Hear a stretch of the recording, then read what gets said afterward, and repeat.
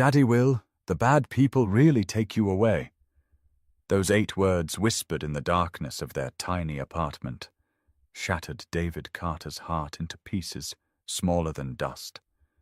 His daughter Emma lay curled against his chest, her blonde curls damp with tears, her small fists clutching his worn t-shirt like a lifeline.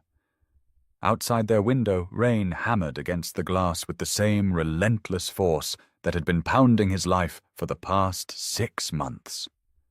"No, sweetheart," David whispered, though the lie tasted bitter on his tongue. "Daddy's not going anywhere." But as he held his 8-year-old daughter in the suffocating darkness, David Carter knew he was 3 weeks away from losing everything that mattered. 3 weeks away from a courtroom where a judge would decide whether a man who'd never stolen so much as a candy bar deserved 5 years in prison for a crime he didn't commit. 3 weeks away from watching Emma disappear into the foster care system while he rotted behind bars for stealing $52,000 from Morrison Landscaping. Money he'd never seen. Money he'd never touched. Money that had vanished while he was working 16-hour days just to keep food on their table. This is the story of how one choice on a stormy night would change 3 lives forever. How kindness in the darkest hour would become a beacon of hope. How sometimes the person who saves you is the last person you'd ever expect to meet. Before we continue, please tell us, where in the world are you tuning in from? We love seeing how far our stories travel. The warehouse smelled like diesel fuel and broken dreams.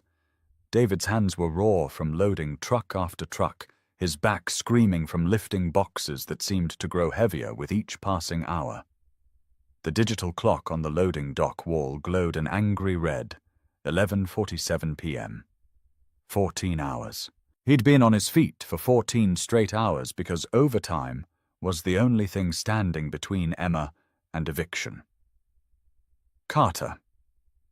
The voice of his supervisor, Bobby Martinez, cut through the rumble of conveyor belts. "You're cleared to go. Don't forget to clock out." David wiped sweat from his forehead with the back of his sleeve, leaving a dark stain on the company-issued shirt that read, "Hartford Logistics," in faded blue letters. His reflection in the break room mirror showed a man aging too fast. Dark circles under his eyes' stubble because he'd forgotten to shave again. Hair that needed cutting, but barbershops cost money they didn't have. The locker room was empty, except for the ghost of other men's exhaustion. David pulled on his jacket, a brown canvas coat that had belonged to his father, and checked his phone. 3 missed calls from Mrs. Rodriguez, the 65-year-old woman next door who watched Emma when his shifts ran late. No messages, which meant Emma was probably asleep. Safe. Safe for now. David's car, a 1998 Honda Civic with 240,000 miles and an exhaust system held together by hope and electrical tape, coughed to life in the employee parking lot. The radio crackled with static and late-night talk shows he couldn't concentrate on. His mind was stuck in an endless loop, the same thoughts that had been circling for 6 months like vultures over roadkill. $52,000. The number haunted every quiet moment. Rick Morrison, his former boss at Morrison Landscaping, had looked him dead in the eye and accused him of theft. Not just theft embezzlement, a felony that carried a maximum sentence of 5 years in state prison. The evidence is clear. Morrison had said, his voice cold as winter rain. The financial records show multiple transfers from the company account to a personal account registered under your social security number. The bank statements, the email authorizations, even your digital signature. It's all there, David. I trusted you and you stole from me. But David had never opened that account, had never seen those statements, had never signed those authorizations. He'd tried explaining this to Detective Sarah Renfold, to his public defender James Walsh, to anyone who would listen. But explaining innocence was like trying to hold water in his bare hands. It just slipped through his fingers, leaving him with nothing but empty palms and desperate words. The windshield wipers beat a steady rhythm against the glass as David turned onto Highway 95. Rain fell in sheets so thick his headlights barely cut through the darkness. This was the kind of storm that made smart people stay home. But David had learned long ago that he didn't have the luxury of being smart. He had the luxury of being necessary. 3 weeks. In 3 weeks he'd sit in Suffolk County Superior Court wearing a borrowed suit while 12 strangers decided his fate. James Walsh, his overworked public defender, had been honest about their chances. "The evidence looks bad," David Walsh had said, his kind eyes filled with the sympathy David had grown to hate. "I believe you're innocent, but proving it won't be easy. Morrison's lawyers are good.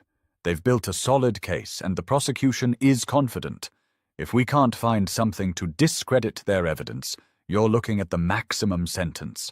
5 years. 5 years of missing Emma's childhood.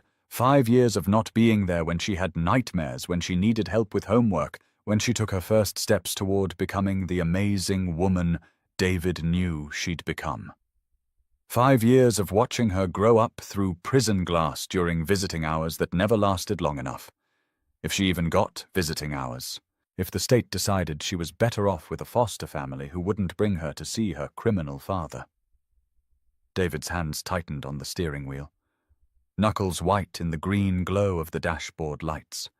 The fear was a living thing in his chest, feeding on every quiet moment, growing stronger every time he looked at Emma's trusting face and remembered that he might not be there to protect her much longer. His ex-wife Laura had left when Emma was 2, disappearing one Tuesday morning while David was at work. No warning, no fight. Just a note on the kitchen table written in her careful handwriting. "I wasn't born for this life. I'm sorry." 6 years of single parenthood. 6 years of learning to braid hair from YouTube videos and attending parent-teacher conferences alone. 6 years of being everything Emma needed because she was everything he had. The red tail lights ahead of him suddenly grew brighter. David's foot found the brake as traffic slowed to a crawl. Through the rain-blurred windshield, he could see the problem. A car was pulled over on the shoulder hazard lights, blinking like a distress signal in the darkness. A silver BMW sedan, the kind that cost more than David made in 2 years, sat tilted at an angle that suggested trouble. As he drove closer, David could see a figure standing beside the driver's door. A woman in what looked like a dress, her arms wrapped around herself against the cold. David's first instinct was to keep driving. He was exhausted, emotionally drained, and the last thing he needed was to get involved in someone else's problems, especially someone who could afford a BMW and probably had roadside assistance insurance and all the safety nets that money could buy. But something made him slow down. Maybe it was the way she was standing there, so still and small against the vast darkness. Maybe it was the memory of his mother's voice, clear as if she were sitting in the passenger seat beside him. "The real measure of a man isn't who he is when everything's going right, David. It's who he is when life is falling apart, when helping someone else is the last thing you want to do, but you do it anyway. That's when character shows." His mother had been gone for 3 years now. Cancer had taken her quick and merciless 8 months from diagnosis to the funeral David still had nightmares about. But her words remained echoing in the quiet spaces of his heart when the world felt too heavy to carry. David pulled over behind the BMW, his hazard lights joining hers in painting the rain orange and red. He sat there for a moment, engine running, watching the woman through his windshield. She hadn't turned around yet, hadn't acknowledged his presence. For all she knew, he could be anyone. A good Samaritan, or something worse. The rain was coming down harder now, each drop hitting his windshield like a tiny fist. David could see the woman shivering, could see how the wind was whipping her hair around her face. Whatever had happened to her car, she was stranded and alone in the kind of storm that could turn deadly without warning. Character shows when life falls apart. David turned off his engine and stepped out into the storm. The rain hit him like a physical blow, soaking through his jacket in seconds and running down his face in streams. The wind carried the scent of wet asphalt and something floral perfume maybe that seemed out of place on a highway in the middle of nowhere. Mom David called, keeping his distance so she could see his hands, so she wouldn't feel trapped. "Are you all right? Car trouble?" The woman turned around slowly, and David's breath caught in his throat. Even through the curtain of rain, even in the harsh glare of hazard lights, she was stunning. Blonde hair darkened by the storm-pale skin that seemed to glow in the darkness, and eyes that held a depth David hadn't expected. She was wearing a red dress, elegant and expensive, the kind women wore to charity galas and important dinners. The kind of dress that cost more than David's monthly rent. She studied him for a long moment, taking in his work clothes, his old jacket, the exhaustion written across his face. David could see the calculation in her eyes, the careful assessment women learned to make when they found themselves alone with strange men in isolated places. It stalled, she said finally, her voice carrying despite the storm. There was something in her tone, a controlled calm that spoke of authority. This was someone used to being listened to, used to being in command. "It just died, and now it won't start again." "Would you mind if I took a look?" David asked, water dripping from his hair into his eyes. "I'm no professional, but I've kept enough old cars running to know a few tricks. Might be something simple." Another moment of hesitation. Then she nodded, stepping back to give him access to the hood. "I'd appreciate it. I'm Caroline, by the way." "David," he replied, already moving toward the front of the BMW. "Let's see what we're dealing with." Caroline popped the hood, and David leaned over the engine bay, rain hammering against his back as he squinted at the mechanical maze beneath. It was a beautiful car, well-maintained and expensive, but machines were machines whether they cost $20,000 or $60,000. They all broke down eventually. His fingers, stiff from cold and warehouse work, traced the wires and connections by feel more than sight. Years of keeping his own car alive had taught him the basics. Battery alternator fuel pump spark plugs. Most problems were simpler than people thought. Within minutes he found it. The positive battery terminal was loose, probably shaken free by a pothole, or just normal wear. The connection was corroded green buildup, preventing proper contact. An easy fix if you had the right tools. "Your positive terminal's loose," David called over the roar of rain and passing traffic. Probably got shaken loose by road vibration. "Do you have a toolkit?" "No," Caroline called back. "I don't think so." David jogged back to his Honda rain streaming down his face and grabbed his toolbox from the trunk. It was his father's toolbox, battered and scarred from decades of use, filled with tools that had built houses and fixed cars and put food on tables. The kind of tools that told stories about honest work and calloused hands. As he worked to tighten the connection and scrape away the corrosion, David found himself talking. Maybe it was the rhythm of familiar work, or maybe it was the strange intimacy of helping a stranger in the storm. But words came easier than they had in months. "This battery's getting close to dead," he said, his fingers working steadily, despite the cold. "You should probably replace it soon. There's a gas station about 2 miles up the highway. They sell them there, and most places will install it for free if you ask nice." He could feel Caroline watching him work, could sense her presence even through the rain and darkness. There was something about her that intrigued him. A combination of vulnerability and strength that reminded him of Emma when she was scared, but trying to be brave. The connection clicked into place with a satisfying snap. David straightened up, wiping rain from his eyes. "Try it now." Caroline slid behind the wheel and turned the key. The BMW's engine roared to life, immediately headlights cutting through the storm like beacons of hope. Relief washed over her face, visible even through the rain-streaked windshield. She rolled down the window, and David could see her clearly now. Beautiful, yes, but more than that. Intelligent eyes that missed nothing. a mouth that looked like it was used to making important decisions. This was someone who mattered in the world, someone whose absence would be noticed. "How much do I owe you?" Caroline asked, already reaching for what David assumed was an expensive purse. "Nothing," David said, stepping back toward his own car. "Just glad I could help." "Wait," Caroline called after him. "At least tell me your name so I can thank the right person." David paused at his car door, rain dripping from his jacket onto the asphalt. For a moment their eyes met across the distance between their worlds.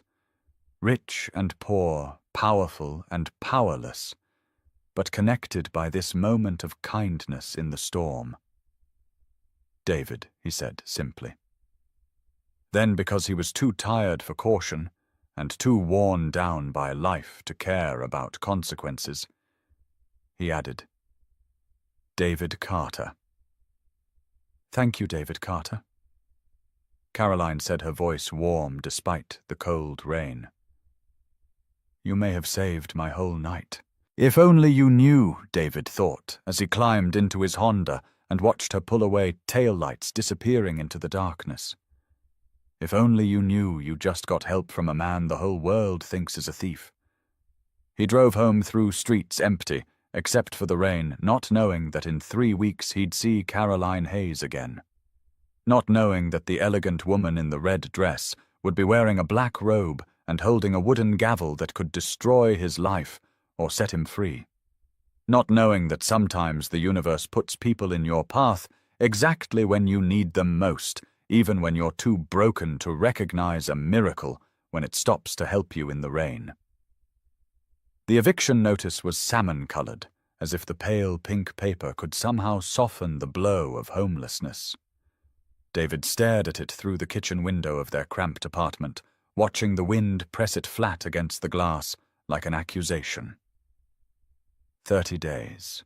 They had 30 days to find $800 for back rent, or Emma would be sleeping in his car, if he still had a car by then, if he wasn't already in prison. Daddy Emma's voice drifted from the living room where she sat cross-legged on the carpet, surrounded by crayons and drawing paper. "Can you help me spell innocent?" The word hit David like a physical blow. He turned away from the window, leaving the eviction notice pressed against the glass like a pink reminder of how far his life had fallen. "What are you drawing, sweetheart?" Emma held up her latest creation, a stick figure drawing of a man in an orange jumpsuit standing behind black bars. Above the drawing, in her careful 8-year-old handwriting, she'd written, "My daddy is," and left a blank space where the word innocent should go. David's throat closed up tight. He knelt beside his daughter, his voice barely a whisper. "Emma, baby, why are you drawing pictures like this, Mrs.?" Rodriguez explained about court. Emma said matter-of-factly, not looking up from her crayon box. She said, "Some people think you took money that wasn't yours, but you didn't." She said the judge has to decide if you're innocent or guilty. Emma's blue eyes, so much like her mother's, looked up at him with devastating trust. "You are innocent, right, Daddy?" "Yes, baby, I am." "Then why do you look so scared? Because sometimes innocent people go to prison anyway." David thought. "Because the world isn't fair and justice costs more money than we have, and in 18 days a judge I've never met will decide whether you grow up with a father or without one." Instead, he said, "Sometimes grown-ups worry about things even when they know everything will be okay." Emma nodded seriously, then added purple bars to her stick-figure prison. "Mrs. Rodriguez says judges are supposed to be fair, like superheroes but with hammers instead of capes. If only it were that simple." David's phone buzzed on the kitchen counter. James Walsh, his public defender. David's stomach clenched as he answered. "David, it's James. I need to see you this afternoon. Something's come up." The something that had come up was Rick Morrison's legal team.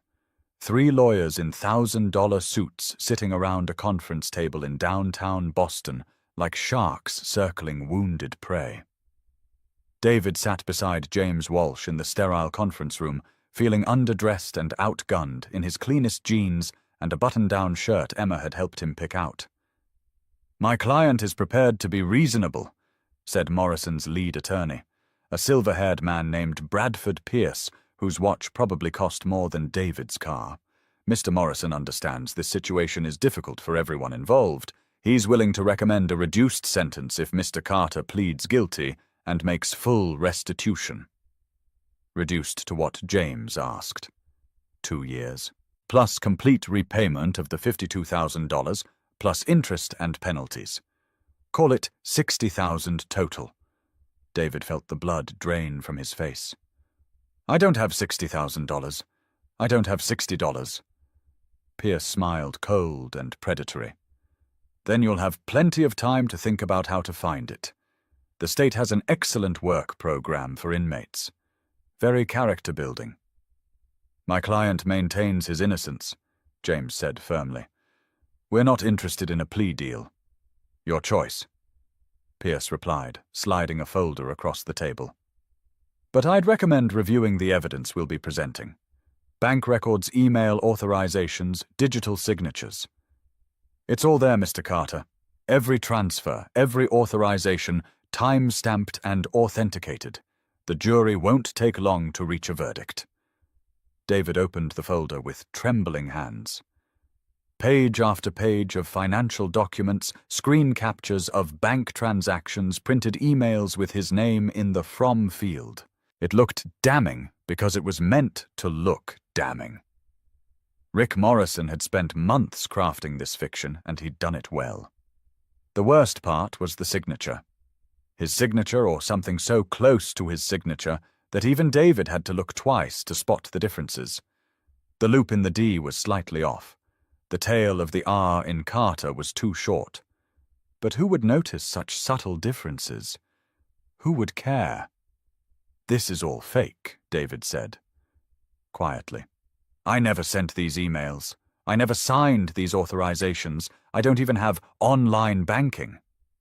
"Of course you don't," Pierce replied smoothly. "You had it closed after the investigation began. Very convenient." As they walked out of the law office, James Walsh looked as defeated as David felt. "I'm sorry," he said as they stood on the courthouse steps. "I know you're innocent, David. I can feel it in my bones. But feeling it and proving it are two different things." "What are our chances?" David asked, though he wasn't sure he wanted to know. "With Judge Morton, 20%. Maybe less. He's tough on white-collar crime, and he trusts prosecutors. If we had more time, more resources, maybe we could find something to discredit their evidence. But with the trial starting in 2 weeks..." James didn't finish the sentence. He didn't need to. That evening, David sat at their tiny kitchen table helping Emma with her homework, while the eviction notice fluttered against the window like a trapped bird. Emma was working on a math worksheet, her tongue sticking out in concentration as she carefully wrote numbers in neat rows. "Daddy, what's embezzlement?" David's pencil stopped moving. "Where did you hear that word, Tommy Martinez, at school? His dad works with your old boss. He said you're going to jail for embezzlement." Emma looked up from her worksheet, eyes wide with confusion. "What does it mean?" David closed his eyes, searching for words that would make sense to an 8-year-old. "It means stealing money from the place where you work." "But you didn't do that." "No, I didn't." "Then why do people think you did?" "How do you explain institutional corruption to a 3rd grader? How do you tell your daughter that sometimes bad people win because they have more money and better lawyers and no conscience to slow them down?" "Sometimes people make mistakes," David said, finally. "Sometimes they think someone did something wrong when they really didn't." Emma nodded solemnly, then returned to her math. But David could see the worry in her small shoulders, the way she hunched over her homework like she was trying to make herself invisible. His baby girl was learning to carry fear, and it was breaking his heart. Later that night, after Emma had fallen asleep, clutching the stuffed rabbit she'd had since she was 2, David stood at their living room window, watching the neighborhood settle into darkness. Porch lights flickered on like small beacons of hope. Normal families settling into normal routines behind windows glowing with warm yellow light. He thought about Caroline, the woman from the storm. She was probably home now in some expensive house, safe and warm, completely unaware that the man who'd fixed her car was about to lose everything that mattered. David wondered what she'd think if she knew. Would she still be grateful? Or would she assume, like everyone else, that where there's smoke, there's fire? The phone rang, jolting him from his thoughts. Mrs. Rodriguez's number. David. I'm sorry to call so late, but Emma's crying. She had another nightmare about men in uniforms taking you away. She won't calm down. She needs to hear your voice. David's heart clenched. He'd been having the same nightmare. 3 blocks away in a house she could afford because she'd been careful with her prosecutor's salary, and smart with her investments. Caroline Hayes sat in her study, reviewing case files. The rain had stopped, but she could still hear it in her memory, still feel the chill of being stranded and helpless on a dark highway. She thought about the man who'd stopped to help her, David Carter.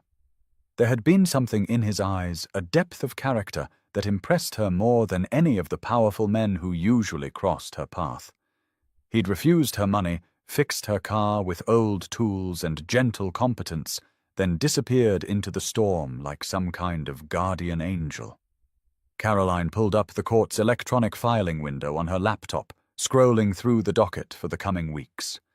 A full calendar of cases, each one representing someone's life hanging in the balance. Drug possession, domestic violence, theft, fraud.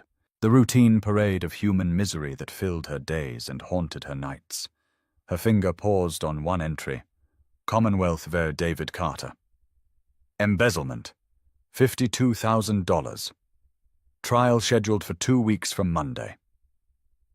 Caroline stared at the name on her screen, her pulse quickening. It couldn't be the same David Carter. It was a common name. There must be hundreds of David Carters in the Boston area. But something cold and sharp was forming in her stomach as she clicked on the case file. David Carter, 35 years old. Employed at Hartford Logistics. Single father of 1 daughter, Emma Carter, age 8. The defendant's address was in the same part of town where Caroline had broken down. The same area where a kind stranger had stopped in the rain to help her. Caroline's hands trembled as she scrolled through the case details. Embezzlement charges filed by Morrison Landscaping. The defendant had worked there for 4 years before the alleged theft. No prior criminal record. Character references from neighbors and co-workers. A man who'd never been in trouble before suddenly accused of stealing $52,000. She clicked on the evidence file, her prosecutor's eye automatically evaluating the case. Bank records, email authorizations, digital signatures. It all looked solid, professional damning. But Caroline had spent 6 years building cases like this. She knew what good evidence looked like, and she also knew what manufactured evidence looked like. This felt manufactured. Caroline leaned back in her leather chair, her mind racing. The David Carter who'd fixed her car in the storm hadn't seemed like a thief. He'd seemed like a man struggling under enormous pressure, exhausted and worried, but fundamentally decent. The kind of man who stopped to help strangers and refused payment for his kindness. The kind of man who might be innocent of the charges against him. Caroline closed the laptop and walked to her bedroom window, looking out at the city lights scattered like fallen stars across the darkness. Tomorrow she'd receive the official case assignment.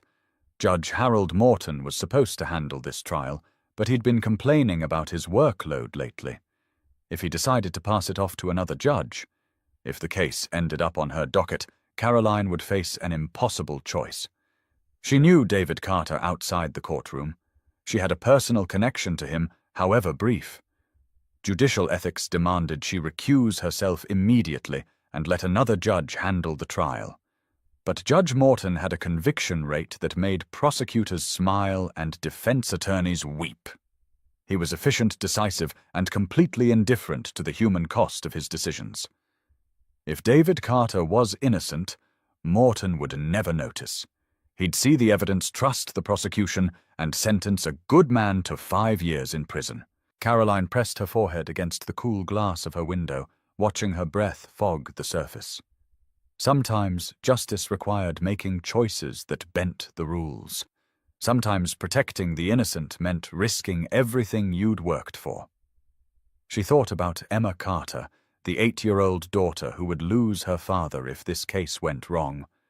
She thought about David's gentle hands fixing her car in the rain, his refusal to take money. He clearly needed his tired eyes that held more integrity than most of the powerful men she dealt with every day. Sometimes the person who saved you was the one who needed saving in return.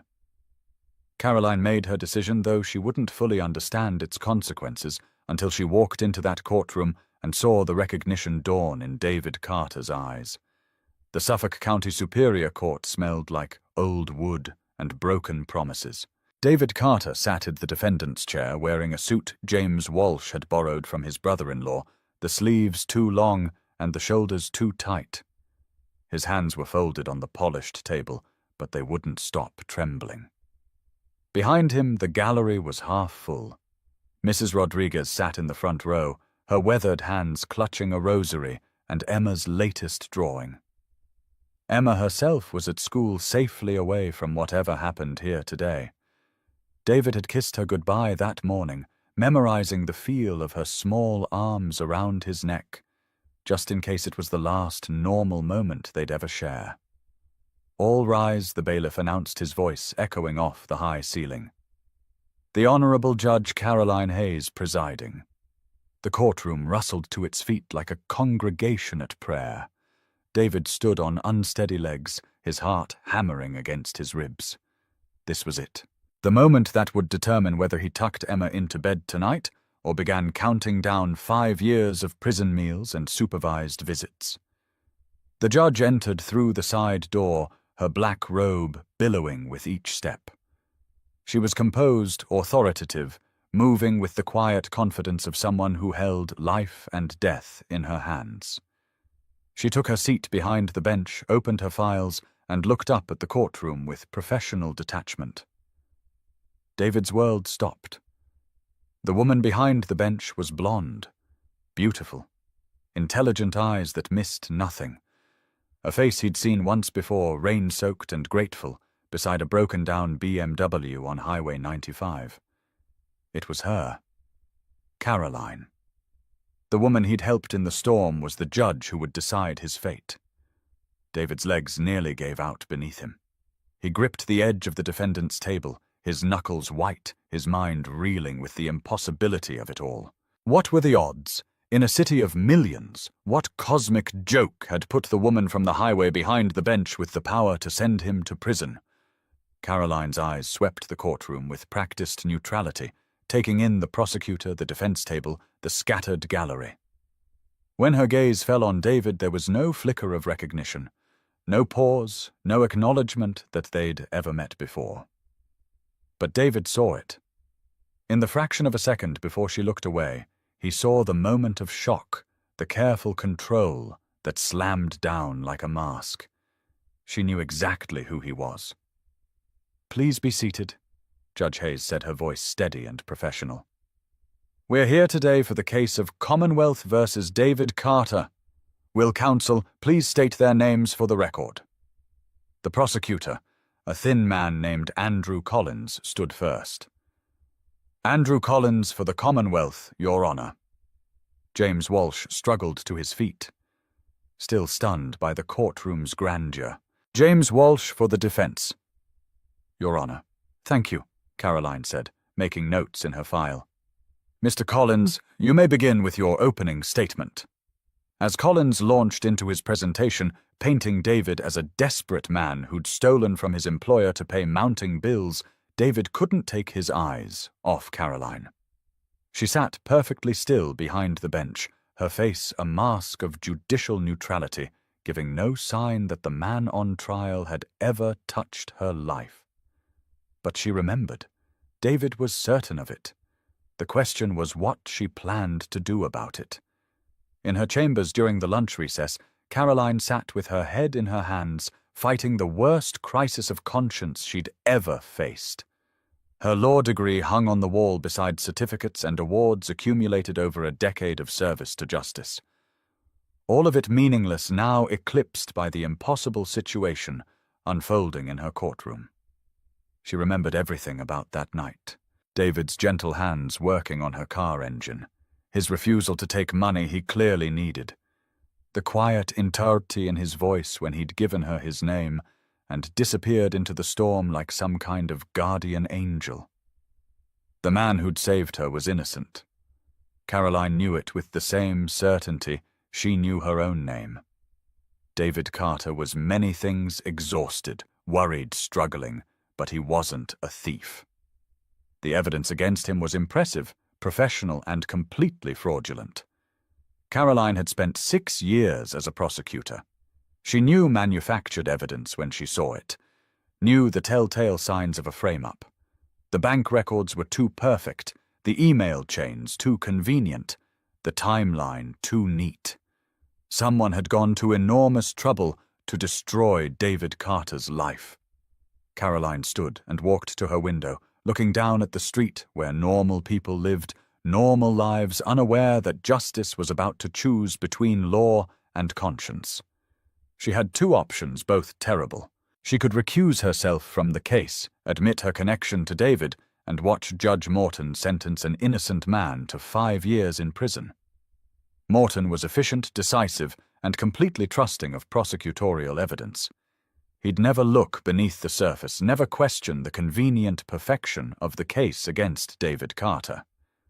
Or she could stay. Violate every ethical guideline she'd sworn to uphold. Risk her career, her reputation, her life's work. Use her position to protect an innocent man, knowing that discovery would mean the end of everything she'd built. Caroline thought about Emma Carter, the 8-year-old daughter who would lose her father if this trial went wrong.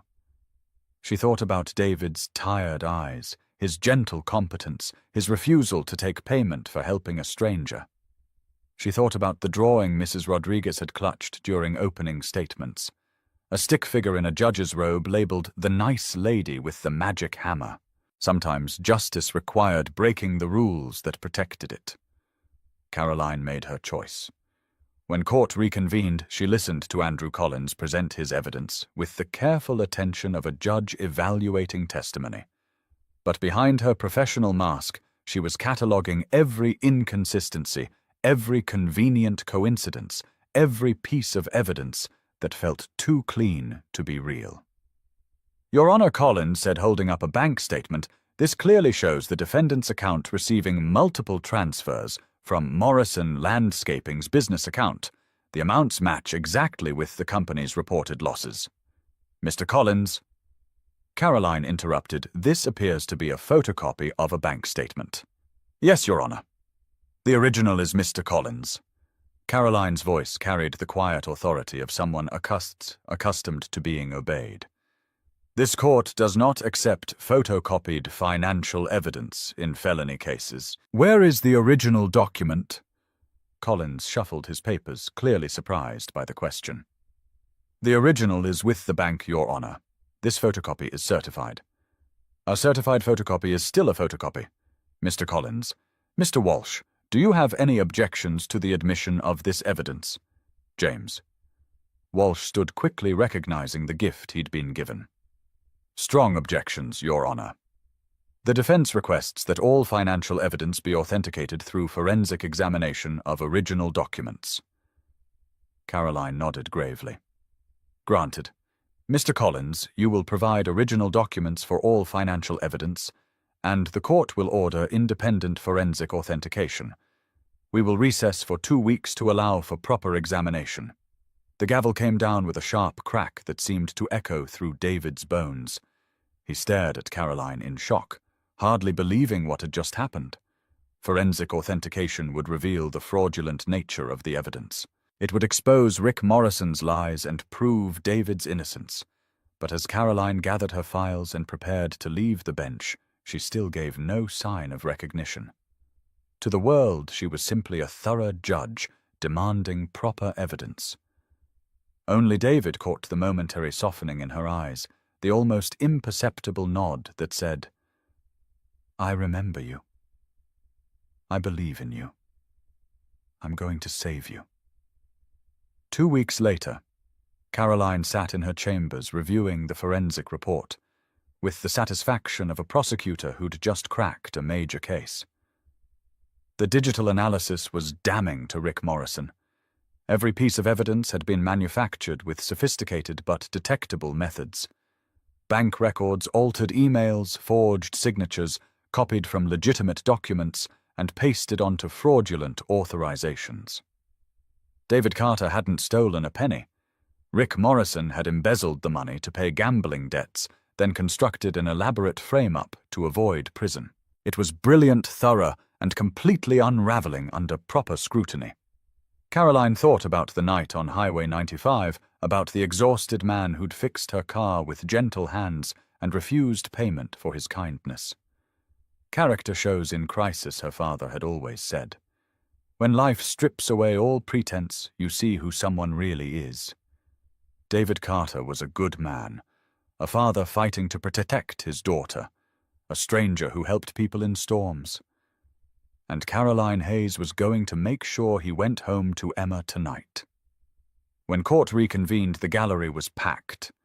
Word had spread about the forensic examination, about evidence of fraud and forgery.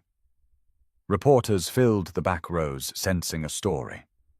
Mrs. Rodriguez sat in her usual spot, clutching Emma's latest drawing, a picture of a judge with angel wings and the words, "She saves daddies." Caroline entered the courtroom with the weight of justice on her shoulders and the forensic report in her hands. She saw David at the defense table, thinner than he'd been 2 weeks ago, his hands clasped so tightly the knuckles were white.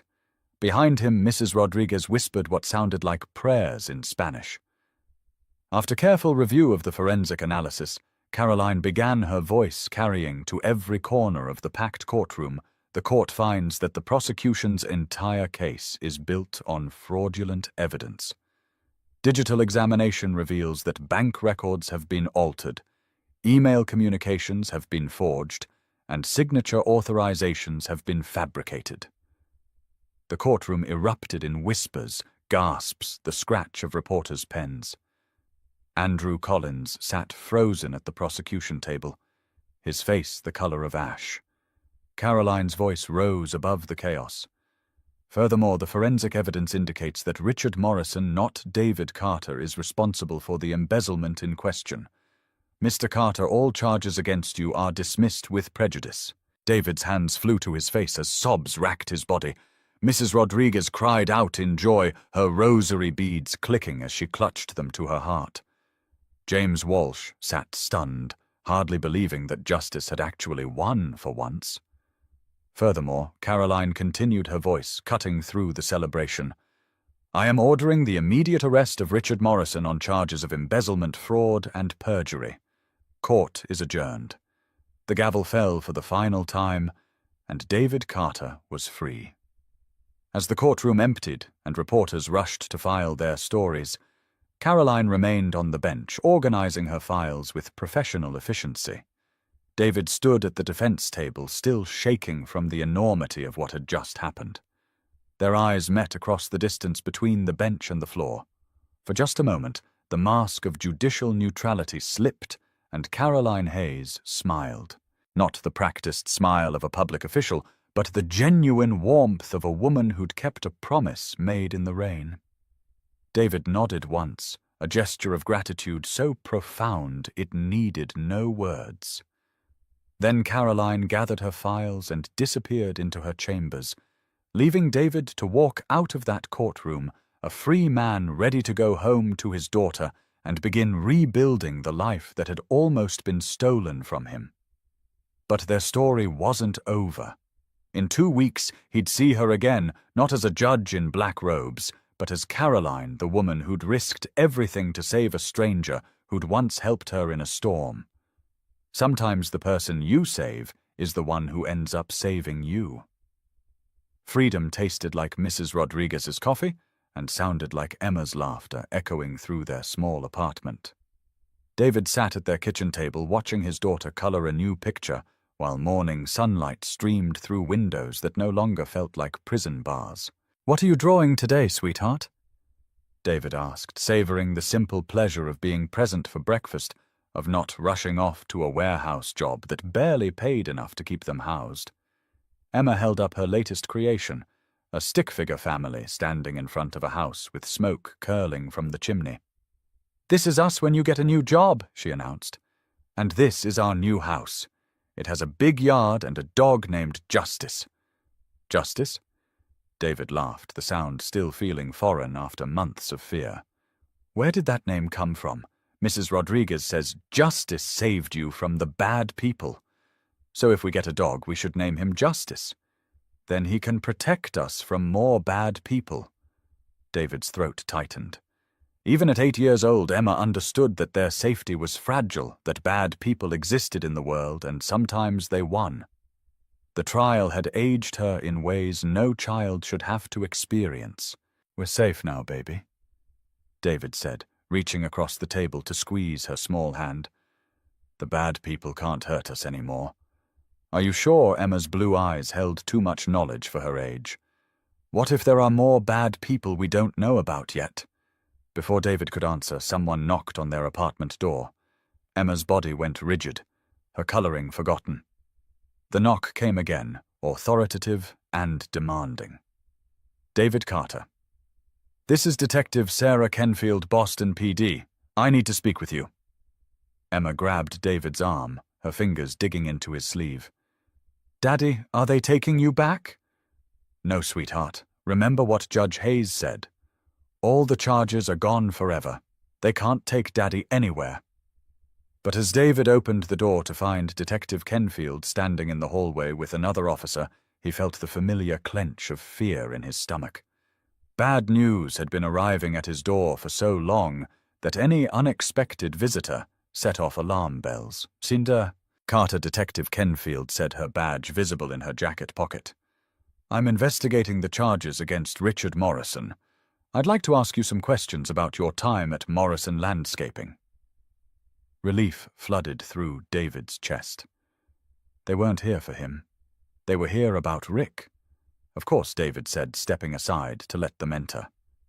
"Emma, why don't you go finish your picture in your room?" Emma gathered her crayons protectively, clearly reluctant to leave her father alone with police officers. "It's okay, baby," David assured her. "These are the good police. They're here to help." As Emma reluctantly retreated to her bedroom, Detective Kenfield and her partner, Officer James Morrison. No relation to Rick, he assured them, quickly settled into David's small living room. "We've arrested Richard Morrison." Detective Kenfield began pulling out a recording device. "The forensic evidence from your trial gave us enough for search warrants. What we found in his office was extensive." She opened a folder filled with documents, photographs, and printed emails. Mr. Morrison had been embezzling from his company for almost 3 years. The $52,000 he accused you of stealing was just the most recent theft. We found evidence of gambling debts, offshore accounts, and a very sophisticated plan to frame you for his crimes. David stared at the documents, seeing his name forged on authorization forms he'd never signed, bank statements for accounts he'd never opened. The scope of Rick's deception was staggering. "How did he do it?" David asked. "Your employment file contained copies of your signature from job applications, tax forms, insurance documents," Officer Morrison explained. "He practiced duplicating your signature for months. The bank account was opened online using your personal information, social security number, mother's maiden name, date of birth. All information he had access to as your employer." Detective Kenfield leaned forward. "The question is why you, Morrison, could have framed any of his employees. What made him choose you specifically?" David thought back to his final weeks at Morrison Landscaping, remembering details that had seemed insignificant at the time. I caught him in the office late one night about a month before I was fired. He said he was catching up on paperwork, but he seemed nervous, kept closing windows on his computer screen when I got close. What else? He started asking personal questions. About my finances, whether Emma's medical bills were expensive, if I was struggling with money. I thought he was being sympathetic, maybe considering me for a raise. David's jaw clenched. He was building a motive, making it believable that I'd steal from him. Detective Kenfield made notes, her expression grim.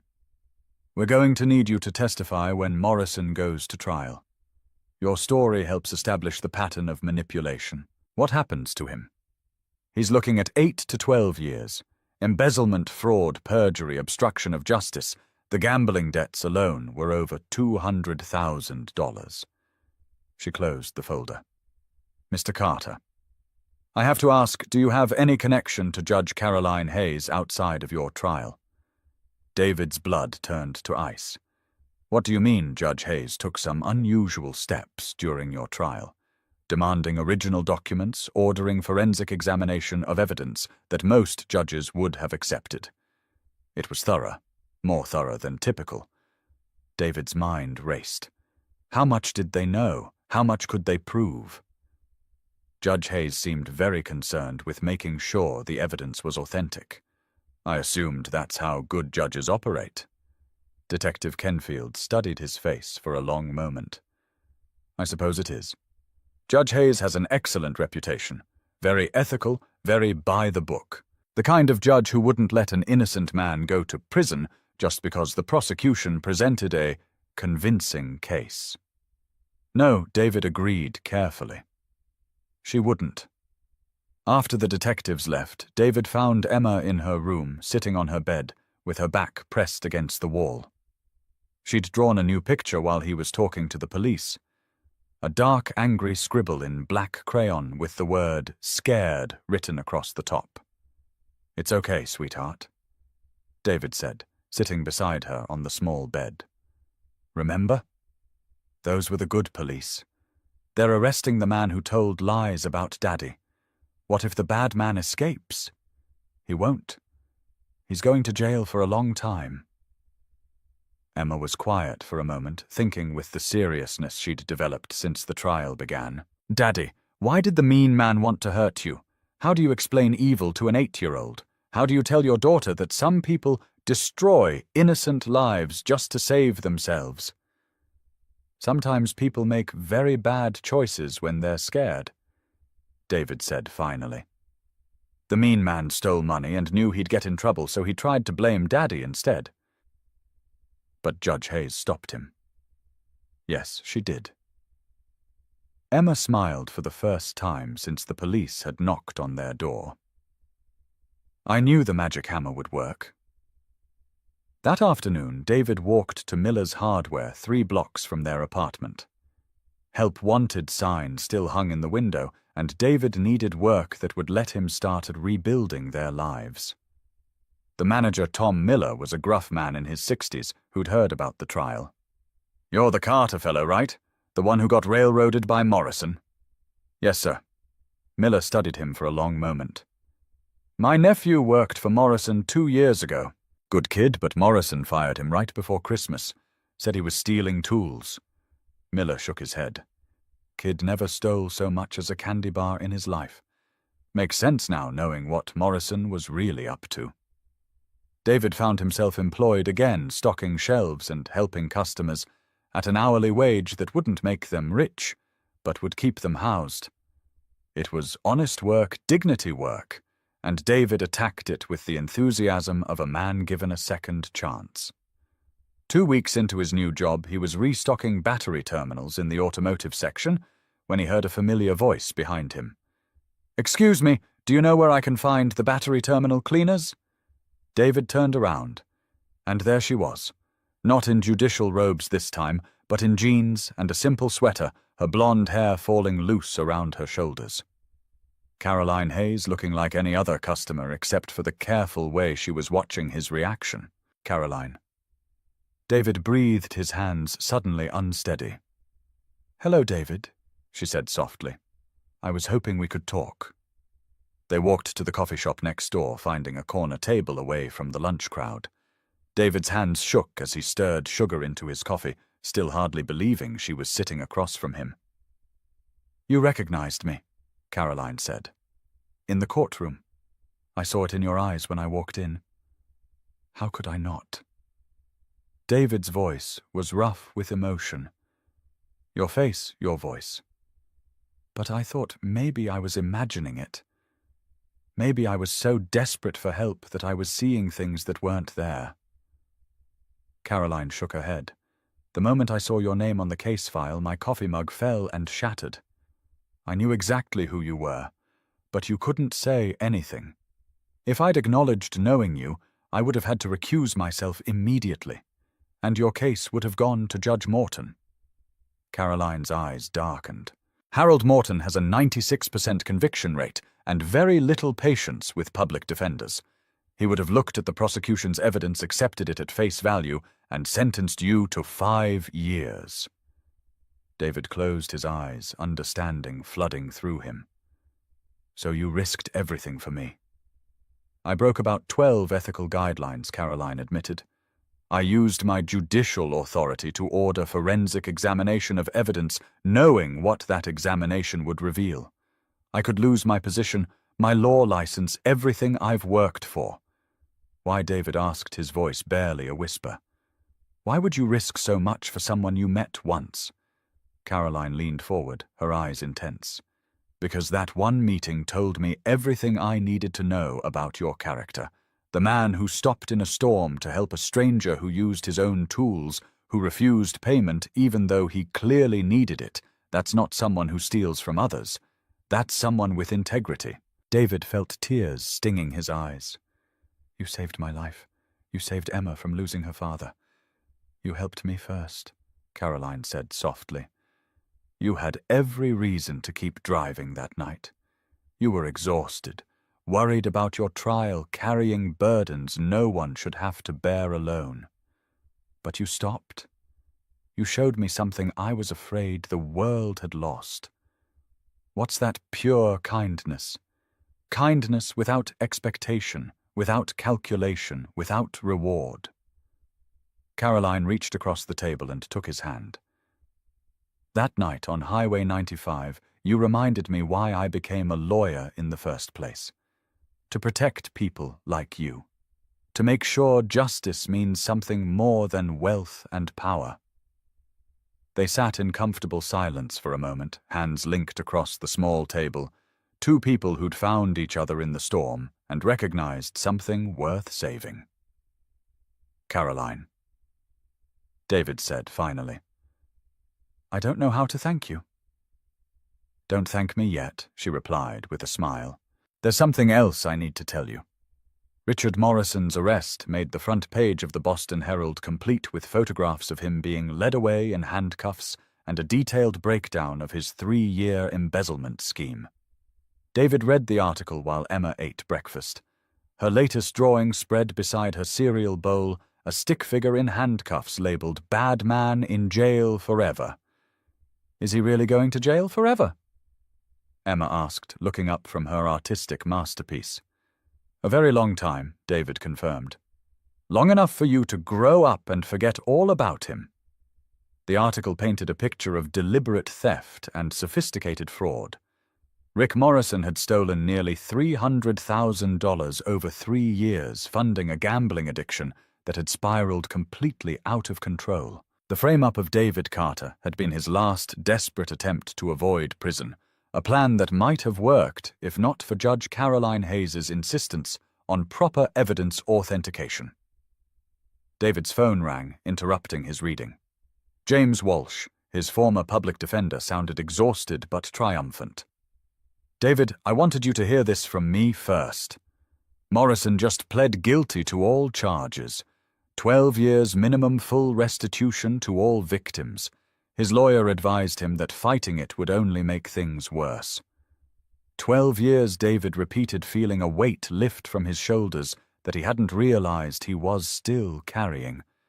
There's more. The state is offering you a settlement for wrongful prosecution. Not huge, but enough to help you get back on your feet. They want to avoid a civil lawsuit.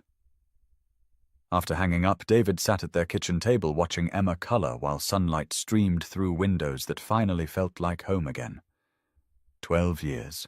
Rick Morrison would be in prison until Emma was 20 years old. Justice delayed, but not denied. The settlement money would help, but more important was the vindication. Official acknowledgement that David Carter was innocent, that he'd been the victim of an elaborate crime rather than the perpetrator of one. His name was cleared, his record expunged, his reputation restored.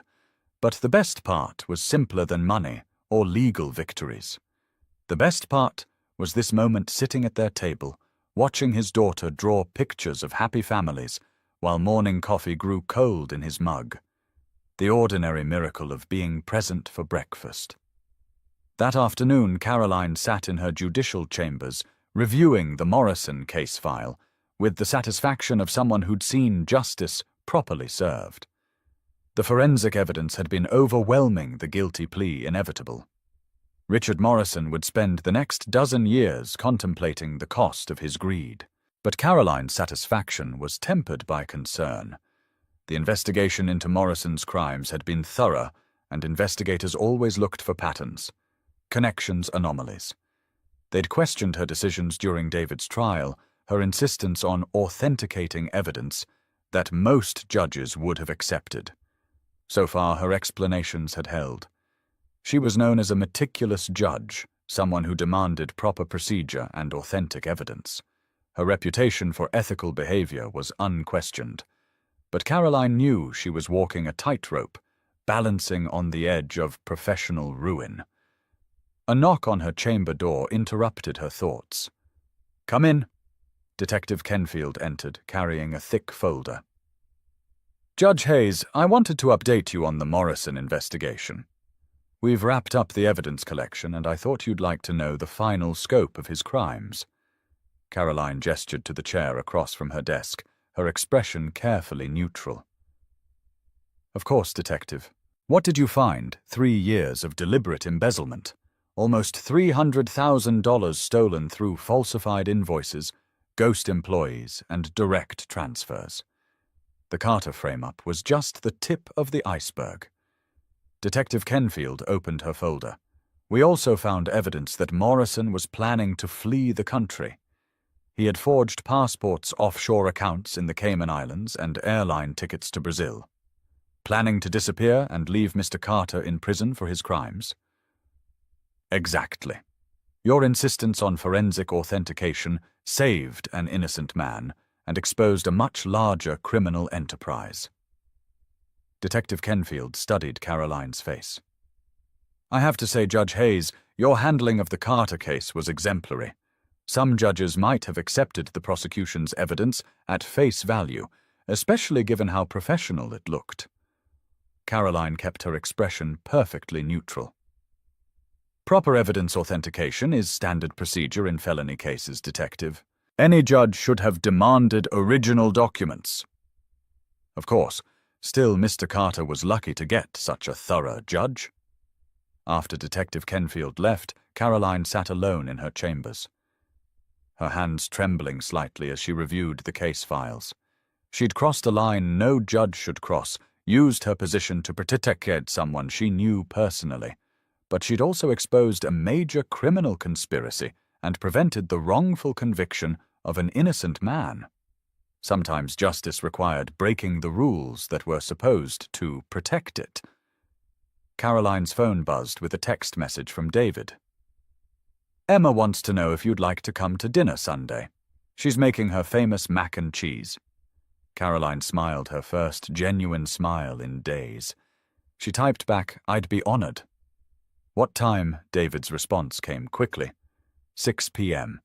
Fair warning, Emma's already planning the menu and practicing her hostess skills. "You may be subjected to extensive questioning about your favorite colors and whether you prefer puppies or kittens." Caroline laughed out loud, the sound echoing off the formal walls of her judicial chambers. For months, she'd carried the weight of David's case like a stone in her chest. Now, finally, she could breathe again. Sunday dinner at David's apartment was a revelation in controlled chaos. Emma had indeed planned extensively, creating hand-drawn place cards and a construction paper centerpiece that looked suspiciously like a judge's gavel. The mac and cheese was surprisingly good, and Emma's hostess skills involved a comprehensive interview that covered Caroline's favorite everything. "What's your favorite color?" Emma asked, serving Caroline mac and cheese with the seriousness of a professional caterer. "Blue," Caroline answered. "Like the ocean." "Good choice. Mine's yellow because it's happy. What's your favorite animal?" "I like horses." Emma paused, considering this. "Horses are okay, but what about dogs? Do you like dogs?" Caroline glanced at David, who was trying not to laugh. "I like dogs very much." "Perfect. Because we're getting a dog named Justice, and he needs to like you too." After dinner, while Emma showed Caroline her extensive art collection, David cleaned dishes in the tiny kitchen.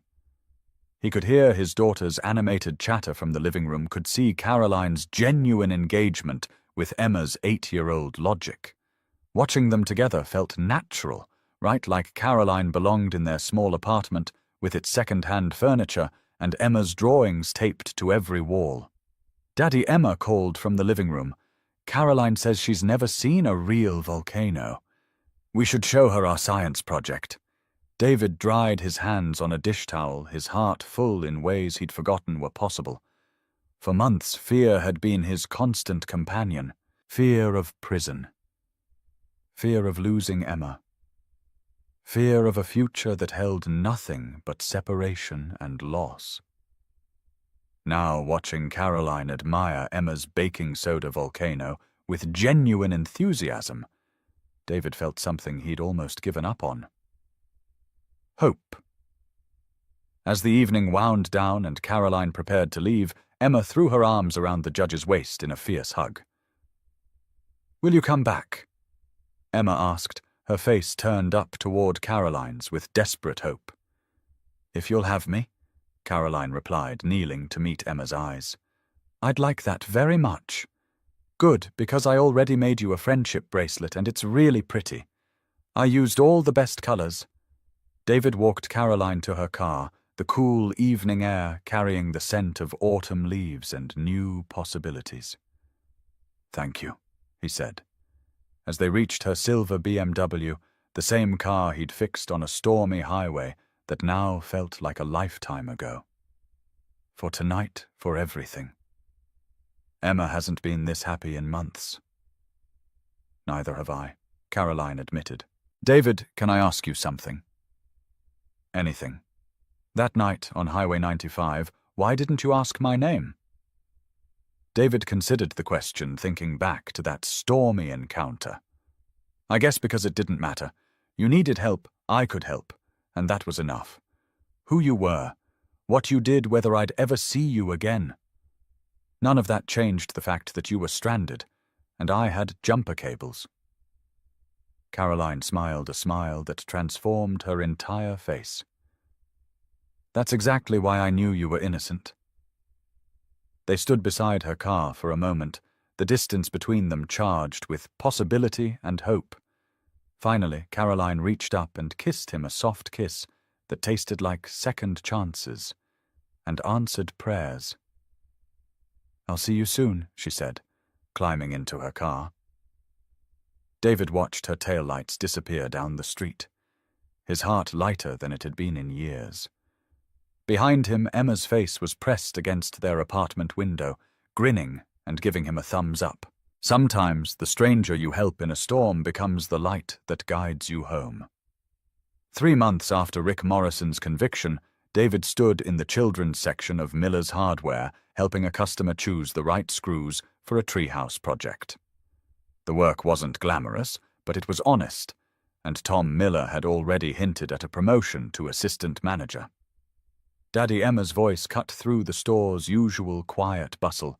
She bounded through the front door like a small tornado, her backpack bouncing wildly behind her. "Guess what happened at school today?" David excused himself from his customer, grinning at his daughter's enthusiasm. "What happened, sweetheart?" Mrs. Peterson said. "I have to do a presentation about someone who inspires me, and I picked Caroline. I'm going to talk about how judges are like superheroes with magic hammers." Emma's eyes shone with excitement. "Can Caroline come to my presentation?" "Please." David's heart squeezed tight. Emma had been asking about Caroline constantly since their dinner 3 weeks ago. When was she coming over again? Could they call her? Did she really like the friendship bracelet? David had been careful not to rush things, not to make promises about relationships that might not develop the way an 8-year-old hoped. "I don't know, Em.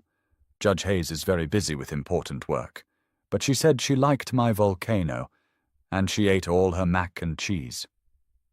Before David could respond, the bell above the store's front door chimed. Caroline walked in looking professional but approachable in dark jeans and a cream-colored sweater. Emma spotted her immediately and launched herself across the store like she'd been fired from a cannon. Caroline. Perfect timing. "I need to ask you something super important." Caroline caught Emma in a hug, laughing at the child's boundless energy. "Hello to you too, Emma.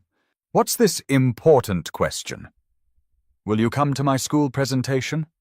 I'm doing it about you and how you're like a superhero judge who saves innocent people with your magic hammer." Caroline's eyes met David's over Emma's head, and he saw the warmth there, the genuine affection for his daughter that made his chest tight with hope. "I'd be honored," Caroline said solemnly. "When is this presentation?" "Friday at 2 o'clock.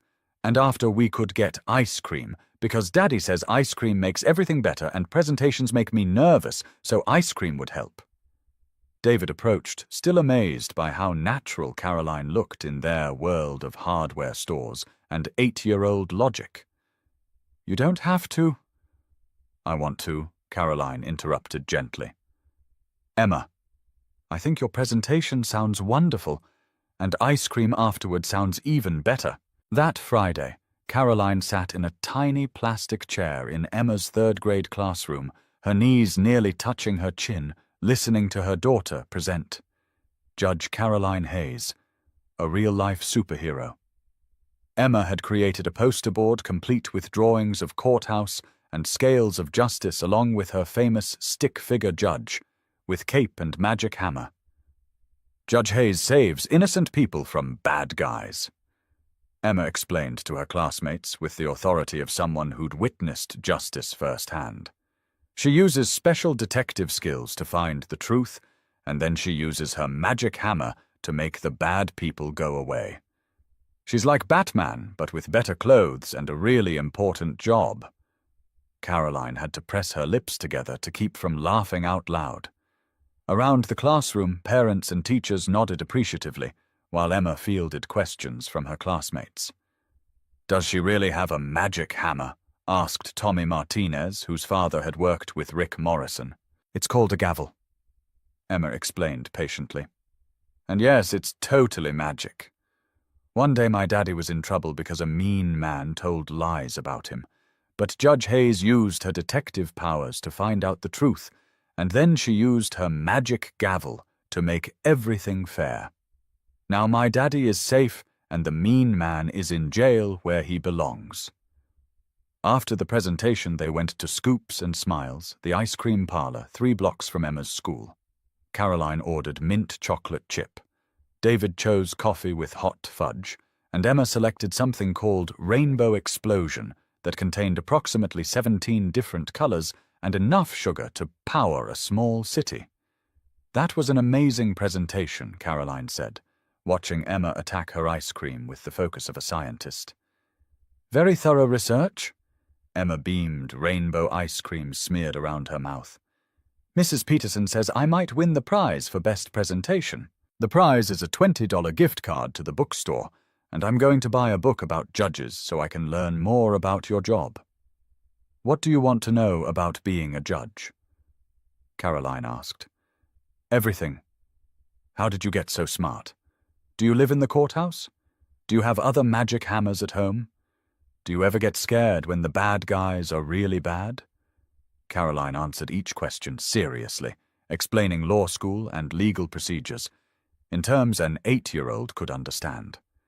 David watched them together, his heart expanding with something that felt too big for his chest.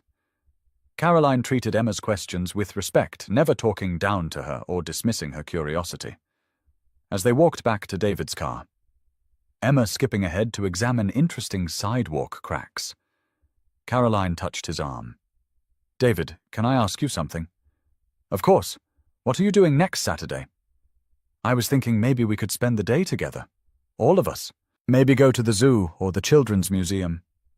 David felt his pulse quicken. "Like a date with Emma. Like a family outing," Caroline corrected softly. "If that's okay. I know it's unconventional, but Emma's part of your life, and I'd like to be part of both your lives if you'll have me." David stopped walking, pulling Caroline to a halt beside him. "Caroline, are you sure about this? Getting involved with someone who has a kid, especially after everything that's happened. It's complicated." Caroline looked ahead to where Emma was crouched on the sidewalk, examining something that had captured her 8-year-old attention. "David, I've spent 3 years sitting behind a bench making decisions that affect families. I'll never really know.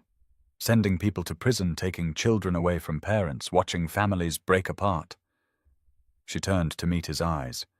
"With you and Emma, I get to help build something instead of tearing it down. That's not complicated. That's precious." Saturday at the Franklin Park Zoo was a revelation in controlled chaos. Emma appointed herself tour guide, leading them from exhibit to exhibit with the confidence of someone who'd memorized every placard and fun fact. She explained to Caroline that gorillas were actually gentle giants, that penguins mated for life, and that elephants never forgot anything important. Just like judges Emma observed watching the elephants with scientific interest. "You remember all the important stuff about cases and laws and how to catch bad guys?" Caroline and David exchanged amused glances as Emma continued her educational commentary. Watching her dart between exhibits, her face bright with joy and curiosity. David felt something settle in his chest. This was what childhood should look like. Safe, happy, full of wonder and possibility. During lunch at the zoo's cafe, Emma asked the question David had been dreading and hoping for in equal measure. "Caroline, do you want to be my mom?" Caroline nearly choked on her sandwich. David's face went red and he started to interrupt. "Emma, sweetheart, that's a very big question." "It's okay," Caroline said gently, reaching across the table to take Emma's small hand. "Emma, being a mom is a very special job. It means being there every day, helping with homework, taking care of you when you're sick, reading bedtime stories, and loving you no matter what. It's not something someone can decide quickly." Emma considered this seriously. "But you already do some of those things.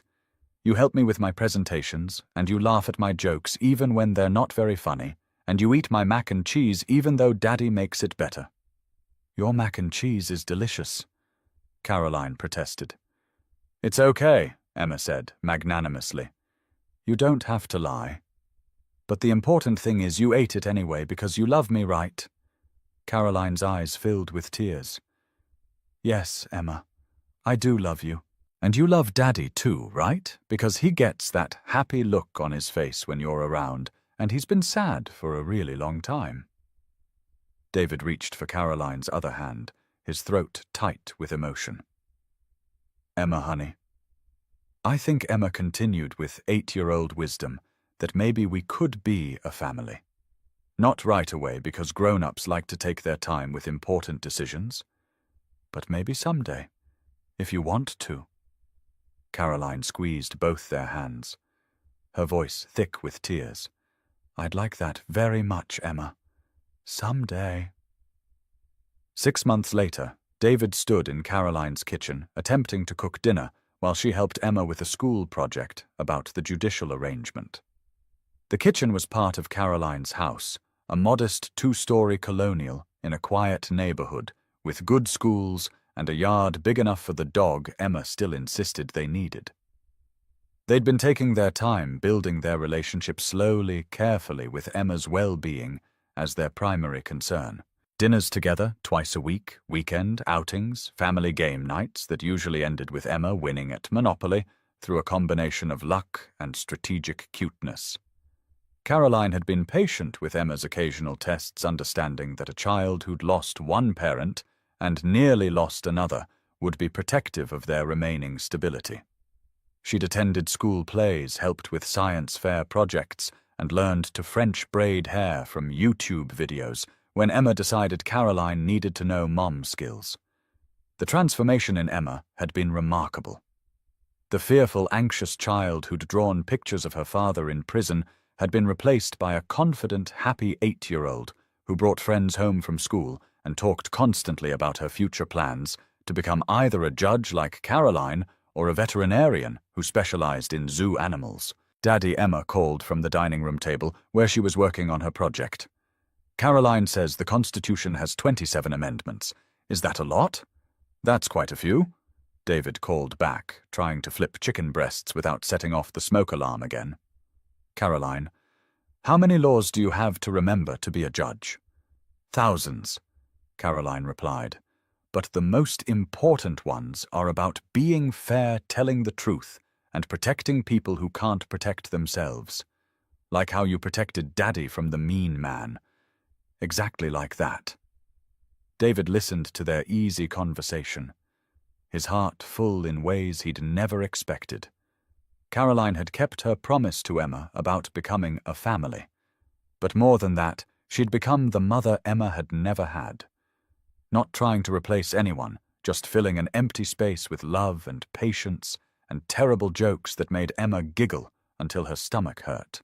Later that evening, after Emma had fallen asleep with her latest library book, a biography of Ruth Bader Ginsburg that she insisted on reading, despite being several grade levels above her, David and Caroline sat on the front porch swing, watching stars appear in the darkening sky. "I have something to ask you," David said, his voice nervous in a way that made Caroline turn to study his profile in the porch light. "What's that?" David reached into his pocket and pulled out a small velvet box. Caroline's breath caught as he opened it to reveal a simple diamond ring, elegant and perfect. "Caroline Hayes," David said, sliding off the swing to kneel on the porch boards, "you saved my life in more ways than I can count. You saw me when I was invisible. You believed in me when the whole world thought I was guilty. You loved my daughter like she was your own from the very first day." Tears streamed down Caroline's face as she listened to words she'd dreamed of hearing. "You made us a family," David continued, his voice thick with emotion. "You made us whole. Will you marry me? Will you let us be yours forever?" "Yes," Caroline whispered, then louder, laughing through her tears. "Yes, yes, yes." David slipped the ring onto her finger, then pulled her into a kiss that tasted like promises and second chances, and home. From upstairs, Emma's sleepy voice drifted through her open bedroom window. "About time I was wondering when you two were finally going to figure it out." They broke apart laughing, and David called up to the window. "Go back to sleep, you little spy. Can we get the dog now, please? Married people need dogs. It's like a rule." Caroline buried her face in David's shoulder, shaking with laughter. "I suppose we should discuss the dog." "We can discuss anything you want," David murmured against her hair. "We have the rest of our lives." 2 years later, Judge Caroline Carter, she'd taken David's name, saying it sounded more approachable than Hayes. Carter sat in her chambers reviewing case files when a knock interrupted her thoughts. David entered carrying a lunch bag and wearing the kind of smile that still made her heart skip. "Delivery from Carter Construction," he announced, setting the bag on her desk. David had been promoted to foreman 6 months ago, leading a crew that was renovating the old courthouse annex. The irony wasn't lost on either of them. "What did Emma pack today?" Caroline asked, opening the bag to find her favorite sandwich and a note written in 10-year-old handwriting. Dear Mum, Caroline. The note read, Daddy made your sandwich, but I picked the apple because the red ones are sweeter. Justice says hi. He doesn't really talk, but he wagged his tail when I said your name, so I think that means hi. Love, Emma. P.S. Don't forget we have ice skating tonight. P.P.S. I'm going to beat you this time. Caroline smiled, thinking about their evening plans. Ice skating at the outdoor rink, followed by hot chocolate and Emma's dramatic retelling of her day at school. Normal family activities that had once seemed impossible.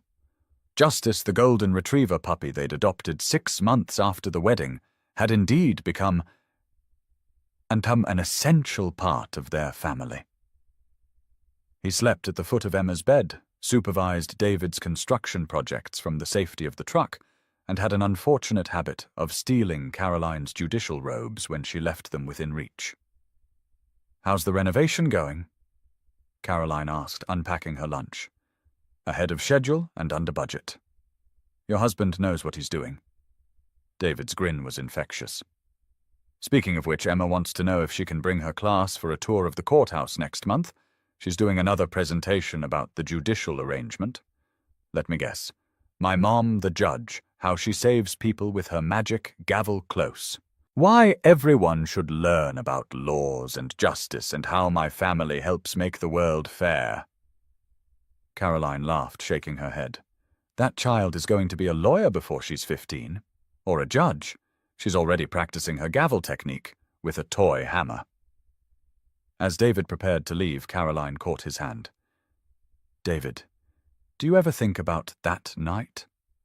The storm, the broken-down car, how everything might have been different if you'd just kept driving. David leaned down and kissed her forehead. Every day, and every day I'm grateful I stopped. Even though it almost cost me my career. Even though we broke about 12 ethical guidelines getting together, especially because of that. David's eyes grew serious. You risked everything to save me, Caroline. Your reputation, your position, everything you'd worked for. That wasn't about ethics or legal guidelines. That was about love. It was about justice, Caroline corrected softly. Same thing in the end. That evening, Caroline sat in the bleachers at Emma's hockey practice, watching her daughter skate with the fearless determination that characterized everything Emma did. David sat beside her, their hands linked, both of them, wearing the kind of smiles that came from deep contentment. Mom, Caroline. Emma had started calling her after the wedding, a title that meant more to Caroline than Your Honor ever had. Look, I can skate backward now. Caroline waved enthusiastically as Emma demonstrated her new skill with varying degrees of success. At 10, Emma was tall for her age, confident and happy with David's gentle nature and Caroline's determination to make the world more fair. She'd never known hunger or fear or uncertainty about whether her father would come home. She'd grown up in a house filled with love and laughter, where bedtime stories were a given and Sunday morning pancakes were a sacred ritual, where two parents who'd found each other in the storm made sure she understood that families came in all shapes and sizes, but love was the only thing that really mattered. As they drove home through streets dusted with early snow, Emma chattering about her upcoming school presentation and whether Justice would be allowed to visit the courthouse, Caroline reflected on how far they'd all come. The scared, exhausted man who'd stopped to help a stranger in the rain had become a successful contractor, a devoted husband, and the kind of father who attended every school event and never missed a bedtime story.